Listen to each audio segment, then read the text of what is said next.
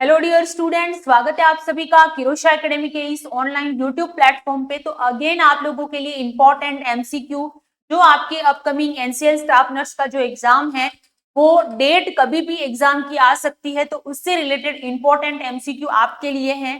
बाकी अगर आप डिटेल में पढ़ना चाहते हैं और एमसीक्यू और भी ज्यादा सॉल्व करना चाहते हैं, प्रीवियस ईयर आए हुए एमसीक्यू भी सॉल्व करना चाहते हैं, तो भी किरोशा एकेडमी का ऐप डाउनलोड कर दीजिएगा और रेगुलर इस चैनल से अपडेट रहिएगा। यहाँ पे रोज एनसीएल की जो है वो क्लासेस हो रही है, लाइव भी होती है, संडे को मैराथन क्लास भी होती है, तो आप उसको भी अटेंड जरूर करना। और प्रीवियस क्लासेस अगर आपने नहीं देखी है तो भी एक बार जाके देख लेना, क्योंकि वो सारी क्लासेस जो है वो आपके लिए बहुत ही ज्यादा यूजफुल है, क्योंकि उसमें हमने प्रीवियस ईयर के पेपर ही पढ़ाए हुए हैं।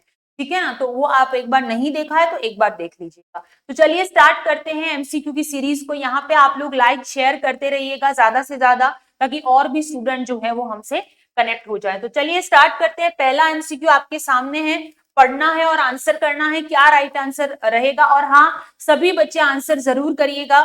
सिर्फ आप देख रहे हो क्वेश्चन का और जैसे मैंने आंसर बताया ऐसे नहीं, अगर आपने जैसे ही क्वेश्चन पढ़ा तुरंत आप उसका आंसर करिए, ताकि ये भी आपकी प्रैक्टिस ही हो जाएगी।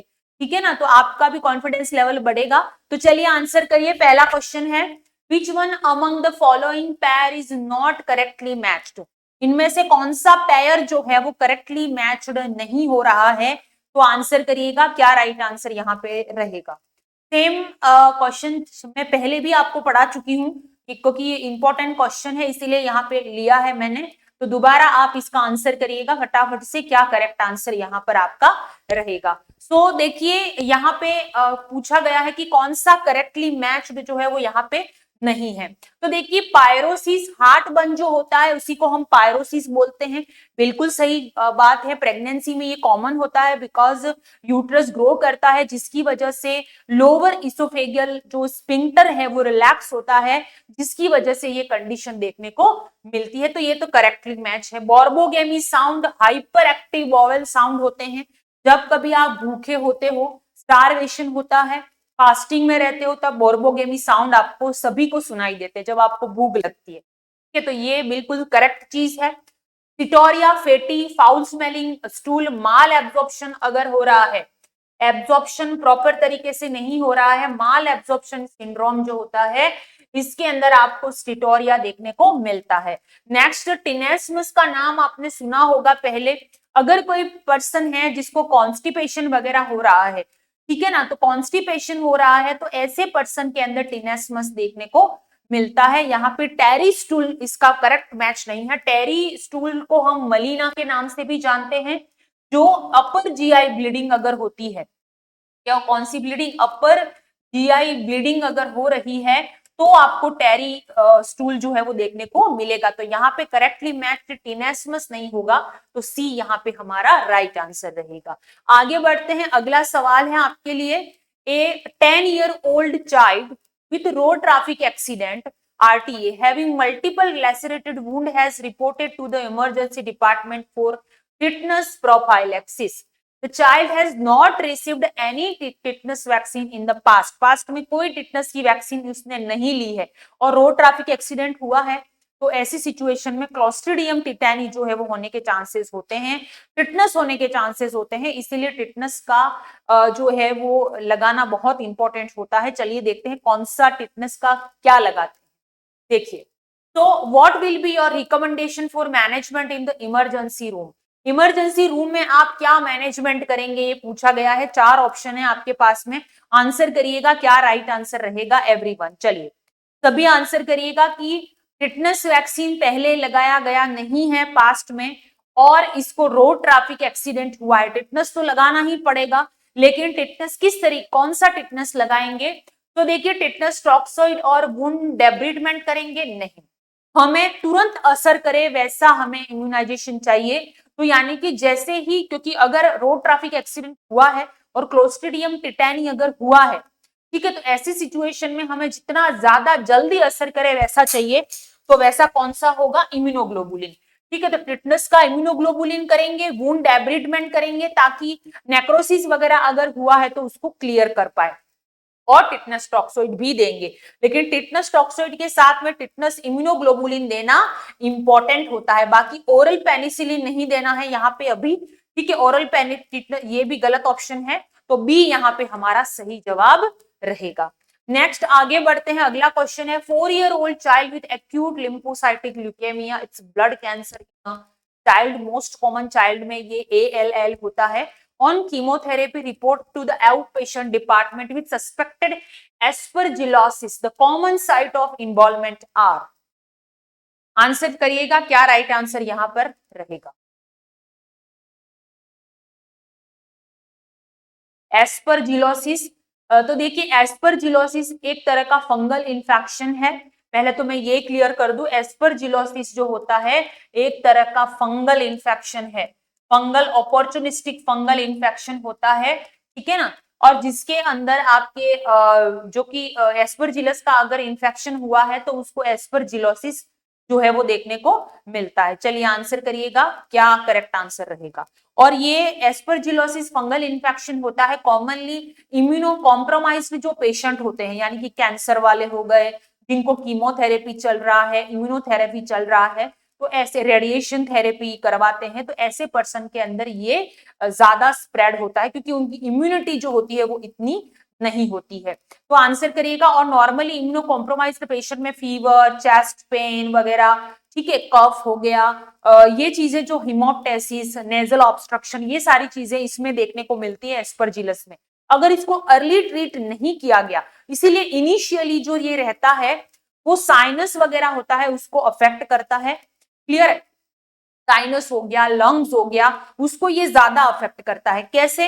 क्योंकि इसके अंदर सिम्टम ही यही आते हैं, फंगल इन्फेक्शन है और इसके अंदर भी आपको कफ, हिमोप्टेसिस और चेस्ट पेन वगैरह ये सारी चीजें यहाँ पर देखने को मिलेगी। अर्ली ट्रीट अगर इसको नहीं किया गया तो ये ब्रेन को भी इन्वॉल्व कर लेता है, ठीक है। तो यहाँ पे अर्ली ट्रीटमेंट जो है वो यहाँ पे इंपॉर्टेंट होता है। नेजल ऑब्स्ट्रक्शन, साइनस में भी पेन होता है, ये सारी चीजें यहाँ पर देखने को मिलती है। और इफ अनट्रीटेड मे कॉज, इसको ये डैमेज कर सकता है, अदर ऑर्गन में भी फैल सकता है, प्लस स्पेशली ब्रेन में भी जा सकता है।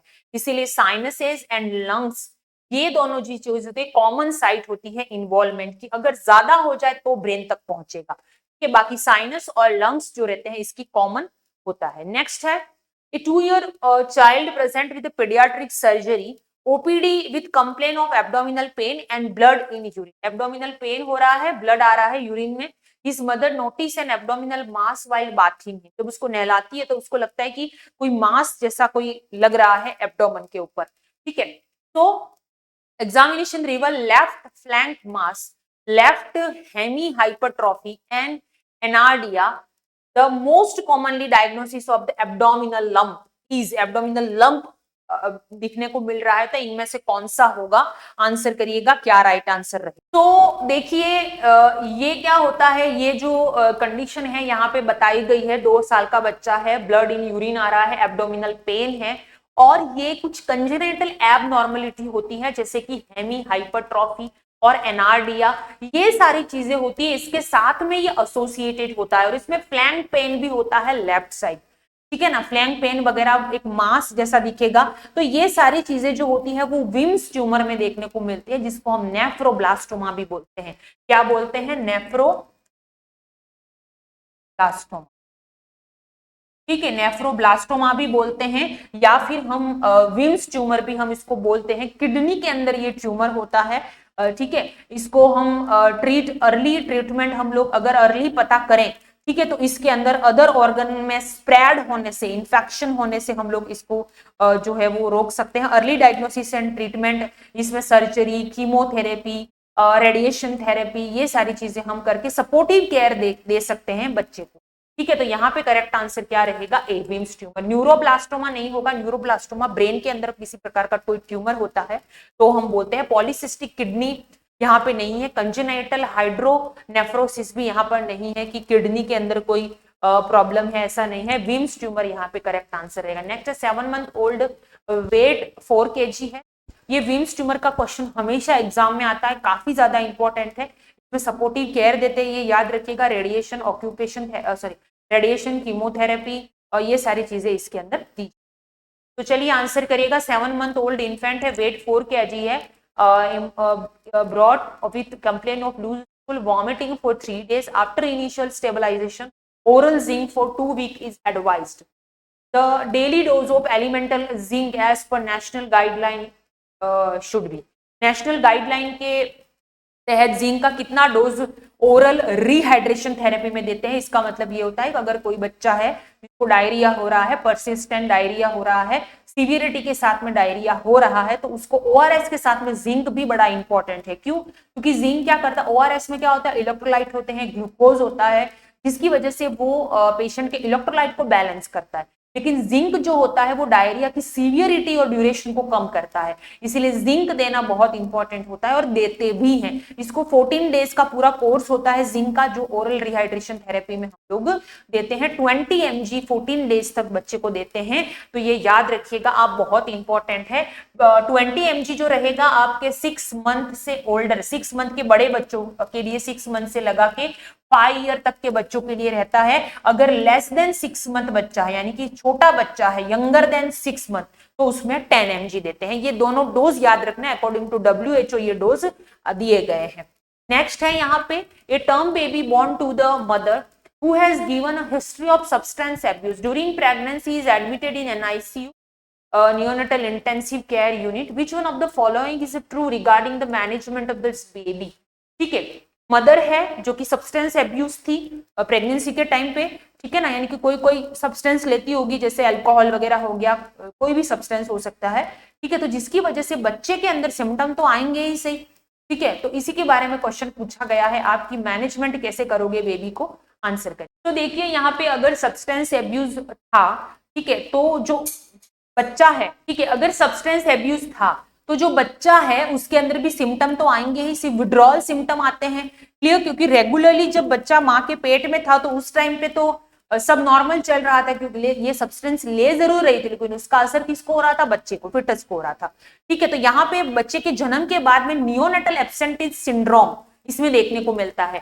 क्या देखने को मिलता है? नियोनेट, यहाँ पे लिख रही हूं, नियोनेट एब्सेंटीज सिंड्रोम, ठीक है, जिसमें जो बच्चा है एक तो पुअर फीडिंग करेगा बच्चा, ठीक है, बच्चा इरिटेबल रहता है, इसके अंदर बच्चे के अंदर टैकिपनिया देखने को आपको मिल सकता है, ठीक है, मेकोनियम आपको रेगुलरली एनालिसिस करना है सब्सटेंस एब्यूज वाले बच्चे को, ठीक है, कभी कभी ट्रेमर भी आते हैं बच्चे को, तो अर्ली अगर आप उसको मैनेज करेंगे या फिर आप पता करते हो तो उसके आउटकम जो होने वाले हैं, कॉम्प्लिकेशन जो होने वाले हैं, उस पर आप ध्यान दे सकते हो। और ये जो विड्रॉल सिम्टम जो होते हैं वो according to guideline 12 to 24 hours के बीच में ये विड्रॉल सिम्टम देखने को मिलते हैं। कितने टाइम पे? तो 12 to 24 आवर्स के अंदर ये विड्रॉल सिम्टम यहाँ पर हमें देखने को मिलते हैं। क्लियर है? तो ये चीज आप याद रखिएगा। तो यहाँ पे यही चीज पूछी गई है कि which one of the following is true regarding the management of this baby. The neonate में exhibit sign of withdrawal as early as 12 hour after birth. 12 to 24 hour में बच्चे के अंदर ट्रेमर, टैकिपनिया हो गया, मेकोनियम चेक करना है आपको, ठीक है, ये सारी चीजें यहाँ पे देखने को मिलती है। तो करेक्ट आंसर यहाँ पे ए रहेगा। नेक्स्ट है एनसीएल स्टाफ नर्स की प्रिपरेशन कर रहे हो, MCQ crash course N20 full length test series NCL के पैटर्न के बेस पे डिटेल सॉल्यूशन, परफॉर्मेंस एनालिसिस और टाइम मैनेजमेंट आपको बताएगा। 12 मंथ की वैलिडिटी के साथ में अवेलेबल है, आप अपने आप को एनालिसिस कर सकते हैं। नेक्स्ट है 10 year old child who developed severe anaphylactic following ingestion of peanuts, मूंगफली, was brought to the emergency department. The child was given injection adrenaline 0.01 mg per kg intramuscularly. She need to be observed for the following adverse reaction except. Answer करिएगा, accept का सवाल है, कौन सा reaction होगा एक को छोड़ के, आंसर करिएगा। Anaphylactic reaction, IG antibody activate होता है, आपको पता है, हाइपर सेंसिटिविटी फर्स्ट का ये रिएक्शन होता है। आंसर करिएगा, क्या राइट आंसर यहाँ पर रहे। एवरीवन क्लास को शेयर करना है और साथ में आंसर भी करना है। और आप सभी को पता है कि जब भी एनाफाइलेक्टिक रिएक्शन होता है उस टाइम पे हम एड्रेनालिन जो होता है उसको हम पेशेंट को देते हैं। एड्रेनालिन, एड्रेनालिन क्या करता है?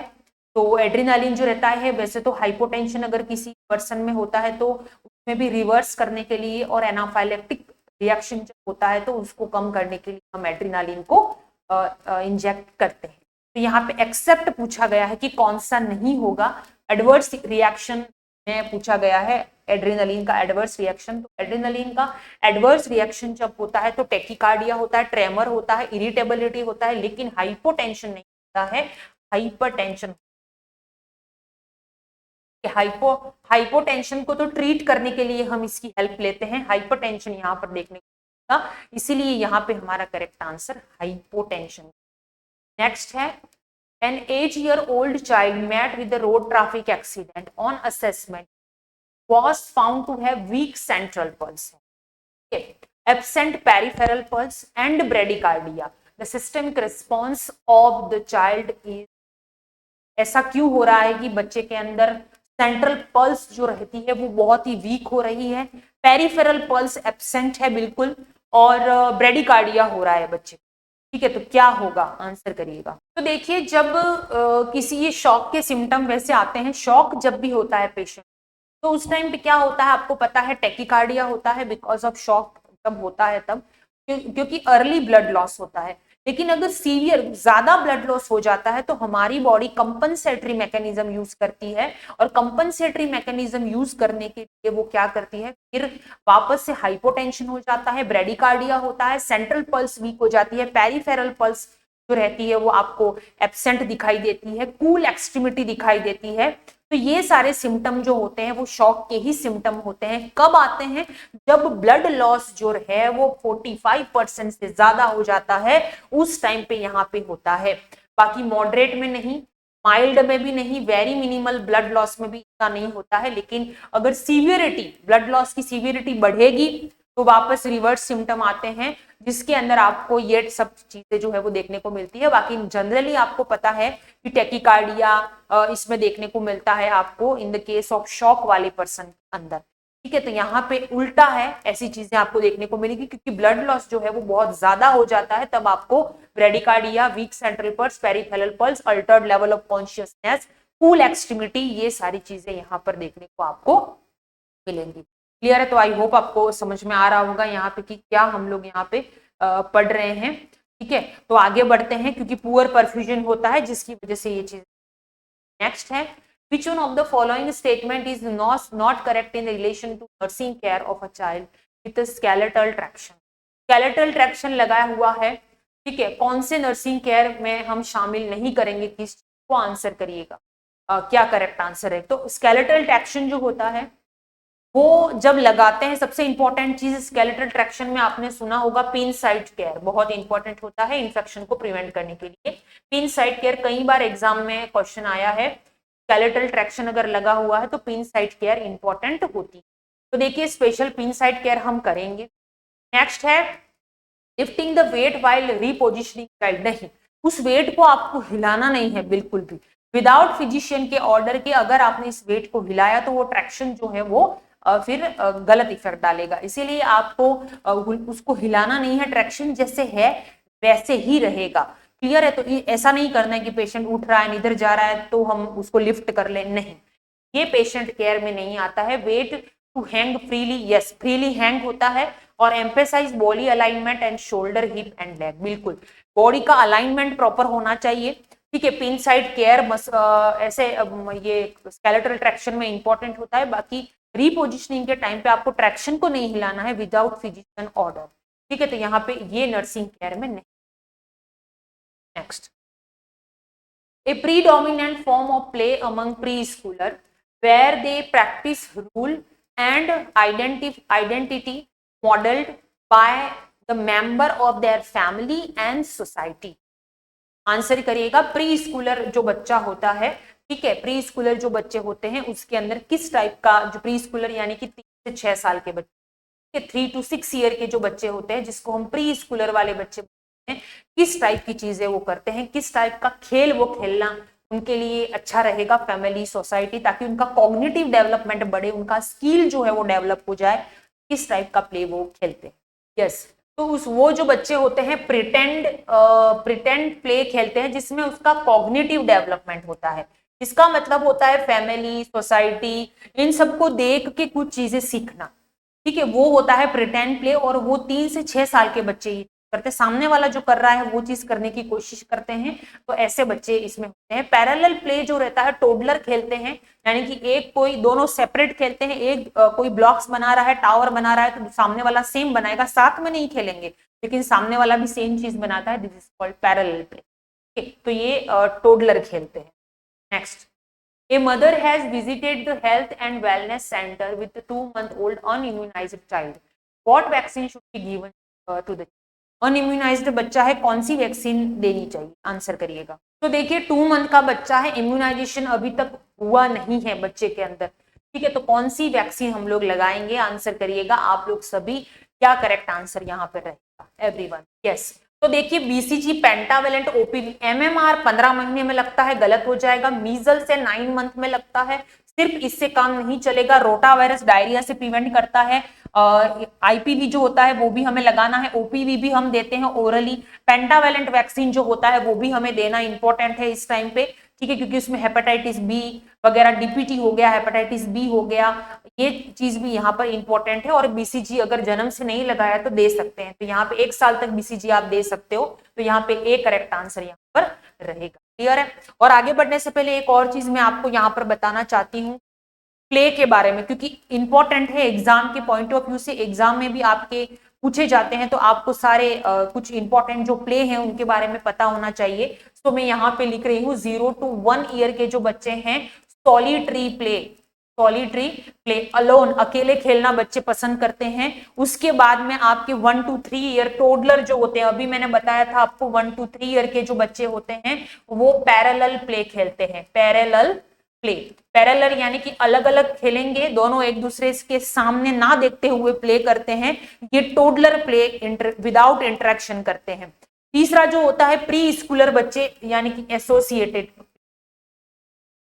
यानी कि 3 से 6 साल के बच्चे, 3 to 6 ईयर।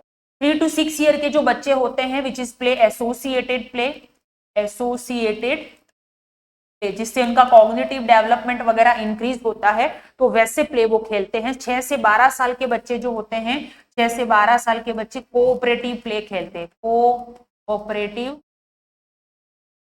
प्ले, एक दूसरे से कोऑपरेट करके खेल खेलना पसंद करते हैं। और एडोलिसेंट तो एथलेटिक्स वगैरह खेल सकते हैं। एडोलिसेंट, एडोलिसेंट एज जो आती है उसमें एथलेटिक्स, आपको पता है, रनिंग कुछ भी कर सकते हैं, एथलेटिक्स। ये सारे प्ले थोड़ा सा याद रख लीजिएगा, काफी इंपॉर्टेंट है। नेक्स्ट हम लोग आगे बढ़ते हैं अगले एमसीक्यू की तरफ। कंसीडर 4 नर्स हैं are available 20,000 population one time, the nurse population ratio for 1 nurse, यानी कि 4 नर्स हैं, टोटल 20,000 जो है वो पॉपुलेशन है।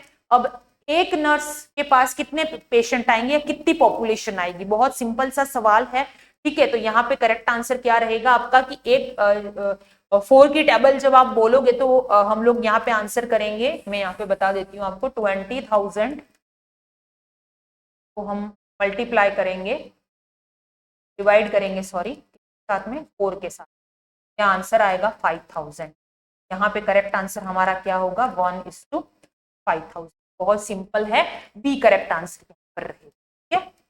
बाकी एनसीएल स्टाफ नर्स की प्रिपरेशन कर रहे हो, MCQ crash course NCL pattern के 20 फुल लेंथ टेस्ट अवेलेबल है किरोशा एकेडमी की ऐप पर। अभी तक अगर आपने पढ़ा नहीं है तो जाके अपनी पढ़ाई शुरू कर दीजिए, क्योंकि डेट कभी भी आ सकती है। अचानक से डेट आएगी तब आपको लगेगा अरे यार मेरे तो ये भी पढ़ना बाकी है, वो भी पढ़ना बाकी है, तो पहले से ही प्रिपेयर रहो उस चीज के लिए, ताकि एंड मौके पे आप रेडी रहो कि बस अब एनसीएल का एग्जाम हो जाए and I am ready for this, ठीक है। तो सिलेक्शन पक्का हो जाएगा। सो पेशेंस रखिए, थोड़ा डेट डिले हो रही है, इस वजह से थोड़ा पेशेंस हमारा चला जाता है, ऑफकोर्स चला जाता है, लेकिन हमें थोड़ा पेशेंस बना के रखना है। रेगुलर जैसा पढ़ रहे हो वैसा ही पढ़िए, सिलेक्शन आपका जरूर होगा।